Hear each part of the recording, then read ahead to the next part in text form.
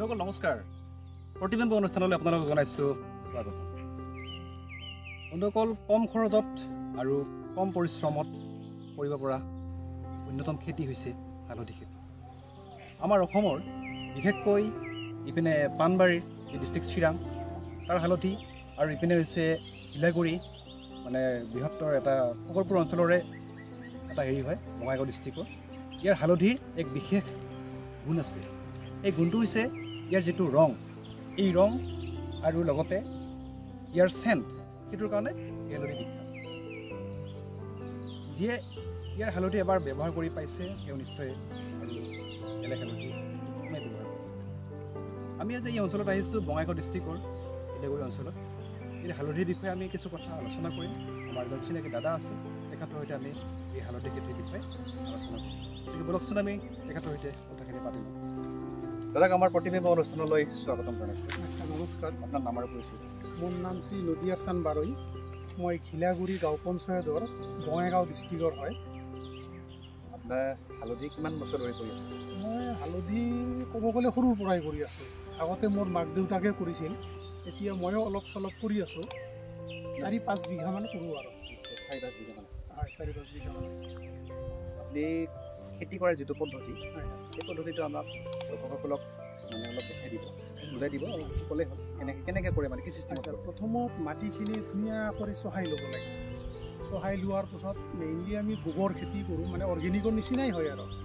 গোবৰ চোবৰ দিয়াৰ পাছত ধুনীয়াকৈ চহোৱাৰ পাছত এইটো আমি হাল মাৰি বা এই আমাৰ নাঙলেদি সেইটোত মানে 1 ফুট ডিষ্টেঞ্চত সেইটো হেৰি কৰিব লাগে টানিব লাগে টানাৰ পিছত আমি হালধিবিলাক পুৰত হালধিবিলাক আমি ধৰক 1 ফুট ডিষ্টেঞ্চত সেইটো দি যাব লাগে দিয়াৰ পিছত আকৌ সেইখিনি মাটি দি জাপি দিব লাগে মাটি দি জাপি দিয়াৰ পিছত আমি কি কৰিব লাগে সেইটো মানে মালচিং কৰিব লাগে ঘাঁহ বন বা বিশেষ কৰি শাল গছৰ পাত বা এনেকুৱা ঘাঁহ বনেদি সেইটো ঢাকি দিব লাগে ঢাকি দিলে মানে গছটো ভাল হয় আৰু জাতটো এইটো একচুৱেলি সেনেকুৱা আমি লোকেল জাতে ব্যৱহাৰ কৰোঁ লোকেল জাতে ব্যৱহাৰ কৰা হয় ইয়াত চাইজবিলাক কেনেকুৱা মানে চাইজ মানে দুটা আমাৰ ইয়াতে মেইনলি দুটা জাত ব্যৱহাৰ কৰে এটা হয় সৰু সৰু মানে তাৰ গাঁঠিবিলাক সৰু সৰু হয় সেইটো কোৱালিটিটো ভাল আৰু এটা হয় অলপ ডাঙৰ চাইজৰ সেইটো দেখাত যদিও হালধীয়া আৰু সৰুটো হ'ল কি অলপ ক'লা টাইপৰ হালধীয়া সেইটো মানদণ্ড গুণগত মানটো তাৰ বেছি ভাল সৰু জাতৰ এই হালধিবিলাকত কিবা বেমাৰ হয় নেকি বেমাৰ হয় আপোনাৰ এইটো সৰু পোকে ধৰে এইটো সেই মেইন যিটো কুমলীয়া পাত যিটো ওলায় সেইটো দি সোমাই যায় পোক ইয়াৰ কাৰণে আমি অৰ্গেনিক পয়জনো ব্যৱহাৰ কৰিব পাৰোঁ বা কেমিকেল হেৰি আছে সেইটোও ব্যৱহাৰ কৰিব পাৰোঁ ইয়াতে আৰু এটা বেমাৰ হ'ল পচন বেমাৰ যিটো আমি মেইনলি এইটো খেতিটো চহোৱাৰ সময়তে যদি আমি ফাংগিচাইডটো ব্যৱহাৰ কৰিব পাৰোঁ তেতিয়াহ'লে বেছি ভাল হয় এইটো পচা বেমাৰটো কম হয় এই খেতি কৰাৰ উপযুক্ত সময় কোন এইটো সময় একচুৱেলি আমি ফাগুন চ'ত মাহতে কৰা হয় বা বহাগত যেতিয়া পানী পৰি মাটিটো চাহ কৰি তেতিয়া এইটো মেইন হৈছে উপযুক্ত সময় উঠোৱাতে কিমান দিন লাগে এইটো উঠোৱাতে প্ৰায় 10 মাহ 11 মাহ সময় লাগি যায় ইয়াতে বেলেগ একো পৰিশ্ৰম কৰিব নালাগে মানে মাটিখিনি চহোৱাৰ পিছত এইটো নাঙলেদি টানি মানে 1 ফুট ডিষ্টেঞ্চত এইটো টানাৰ পাছত সেইটো দিয়া হয় তাৰপিছত আকৌ মাটি জাপি দিয়া হয় দিয়াৰ পিছত যদি আমি ঘাঁহ বন এইবিলাক দি ঢাকি দিব পাৰোঁ তেতিয়াহ'লে বিশেষ আৰু পৰিশ্ৰম কৰিব নালাগে এইটো হয় চবতকৈ ইজি কিন্তু সেই ঘাঁহ বন দি ঢাকি নিদিলে সেইটো মানে সেই নিৰানি কৰিব লাগে তাতে অলপ খৰচটো বেছি হৈ যায় এনে বিঘাই প্ৰতি কিবা হিচাপ আছে নেকি কিমান খৰচ বিঘাই প্ৰতি সেনেকুৱা ধৰক 10-12 হাজাৰ টকামান হ'ব 10-15 হাজাৰৰ ভিতৰত হৈ যাব আৰু মানে হাল বোৱাৰ পৰা আৰম্ভ কৰি ৰোৱালৈকে লাভজনক হয় মানে পৰিশ্ৰমটো কম হয় আপুনি বছৰত একবাৰ যদি হেৰি কৰি দিয়ে লাষ্ট আকৌ এইটো খান্দি পেলাই ওলাই এইটো সিদ্ধ কৰিব লাগে সিদ্ধ কৰি আপোনাৰ কাটি দিলে সোনকালে হেৰি হয় মানে ফালি দিব লাগে তাৰপিছত ৰ'দত দিয়াৰ পিছত সেইটো শুকাব লাগে শুকোৱাৰ পিছত মেচিনত শুকাব লাগে শুকাই পেলাই এইটো হেৰি হৈ গ'ল গুড়ি কৰাৰ যিটো প্ৰচেছ গুড়ি কৰা যিটো প্ৰচেছ। আপুনি মালবিলাক কি নিজে বিক্ৰী কৰে নে বেপাৰী আহি লৈ যায়? মাজে সময়ে বিক্ৰী কৰোঁ আৰু বেপাৰীকো দিওঁ, ইমানটো সম্ভৱ নহয়। এতিয়া মাটিবিলাক কেনেকুৱা হৈছে? মাটিটো একচুৱেলি অলপ এঢলীয়া টাইপ হ'লে বেছি ভাল, যাতে পানী জমা নহয় আৰু পানী পৰিলে যাতে পানীখিনি ওলাই যাব পাৰে।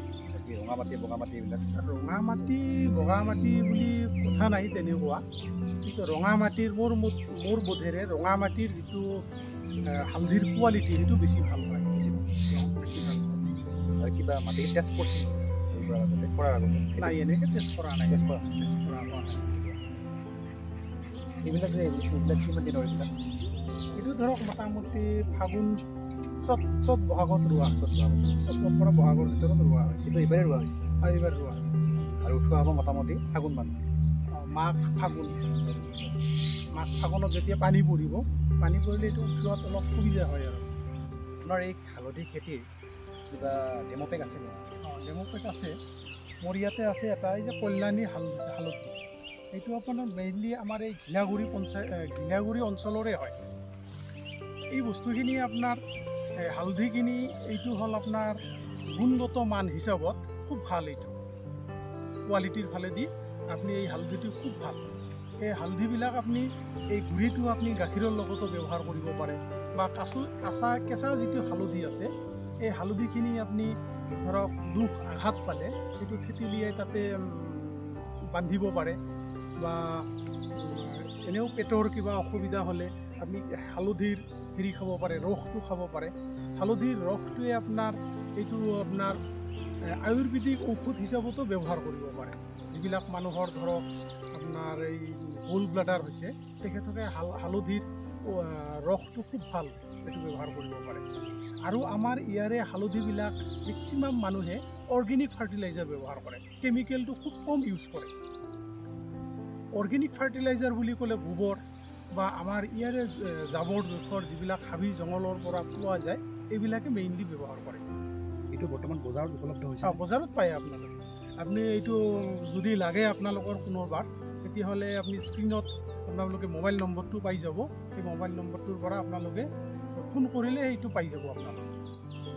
দাদা, আমি দেখিছোঁ আপোনালোকৰ যে মাটিটো সাৰুৱা মাটি, আপোনালোকে এই হালধিৰ বাদেও আৰু কি কি খেতি কৰে? মই হালধি খেতিৰ উপৰিও মই মানে ঘৰত খোৱাৰ কাৰণে যিখিনি শাক পাচলি কৰোঁ, সেইখিনি মেইনলি মই অৰ্গেনিক কৰোঁ। আৰু মই নিজে অৰ্গেনিক চাহ খেতিয়ক। মই নিজে green tea, black tea, white T, ঢেঁকী টি, অৰ্গেনিক CTC যিটো, এইটো মই নিজে বনাই আছোঁ, হেণ্ডমেড। বলক অলপ চাওঁ আমাৰ অৰ্গেনিক খেতিটো। আপোনাৰ যিখন চাহৰ বাগান, ইয়াত কিমানমান আছে মাটি? মোৰ ইয়াতে এইটো প্লট হ'ল আপোনাৰ ইয়াতে 10 বিঘা আছে, আৰু অৰ্গেনিক খেতি কৰিছোঁ মই 5 বিঘা। আৰু অৰ্গেনিক খেতিত মই তামোল গছ ৰুই আছোঁ, তামোল গছ লগাই আছোঁ ইয়াত। চাহৰ লগতে না? চাহৰ লগত, চাহত মানে মিক্সড হেৰি। আগতে যেনেকৈ চাহ গছ দিয়া হয়, চাহ খেতিত একচুৱেলি চাহ লাগে। চাহ নহ'লে চাহৰ কোৱালিটি বা প্ৰডাকশ্যনটো ঠিক নহয়, আৰু বেমাৰ বা পোক পৰুৱাৰ আক্ৰমণটো বেছি হয়। সেইকাৰণে চাহ গছৰ লগত আমি তামোল গছো লগাই আছোঁ। মানে যিটো বৰ্তমান চলি কি বৰ্তমান যিটো হয় নহয়, এইটো আপোনাৰ ঘোঁৰা নিম বুলি কয়, ঘোঁৰা নিম। তাৰপিছত আছে আপোনাৰ চিৰিজ গছ বুলি কয়। আপোনাৰ বাগানখন দেখিলোঁ, খুব ভালেই লাগিল। আপুনি কি কি চাহ বনায়, আপোনাৰ প্ৰডাক্ট কি আছে দেখাই দিব? আচ্ছা, দেখুৱাই আছোঁ। মই 1 নম্বৰ বনাই আছোঁ আপোনাৰ মোৰ যিটো ব্ৰেণ্ড, এইটো হ'ল Tamranga natural tea factory. Tamranga natural tea factory, ইয়াতে মই গ্ৰীণ টি বনাওঁ। তাৰপিছত আপোনাৰ এইটো আছে গ্ৰীণ টি, এইটো হ'ল মোৰ ব্লেক টি, এইটো হ'ল ব্লেক টি, আৰু এইটো হ'ল ঢেঁকী টি। এইটো হ'ল আপোনাৰ অৰ্গেনিক CTC, মানে হাতে হেণ্ডমেড, ঢেঁকীত খুন্দি পেলাই বনোৱা কাৰণে ইয়াক ঢেঁকী টি বুলি কোৱা হয়। ইয়াৰ উপৰিও গ্ৰীণ টি, এইটো হ'ল ব্লেক টি, এইটো হ'ল গ্ৰীণ টি। এইখিনি মই বনাওঁ। আৰু যদি আপোনালোকক কোনোবাক যদি দৰকাৰ হয়, ইয়াতে মোবাইল নম্বৰ আছে, মোবাইল নম্বৰটো স্ক্ৰীণত দিয়া হ'ব। আপোনালোকে ইয়াৰ পৰা চাই পেলাই কল কৰিব পাৰে। দাদাৰ লগত আমি যথেষ্ট সময় কটালোঁ। তেওঁৰ এই বাগানত আহি আমাৰ খুবেই ভাল লাগিল, তেওঁৰ লগত কথা পাতি খুবেই ভাল লাগিল। আৰু তেখেতে যিখিনি আমাক সময় দিলে, এই অমূল্য সময়, তাৰ বাবে আমি তেখেতক ধন্যবাদ জ্ঞাপন কৰিছোঁ আৰু জনাই আমাৰ অনুষ্ঠান ইমানতে আমি সামৰিছোঁ। ময়ো ধন্যবাদ জনাইছোঁ আপোনালোকৰ প্ৰতিবিম্ব ইউটিউব চেনেলক। মই সকলোকে ধন্যবাদ জনাই ইয়াতে সামৰিছোঁ।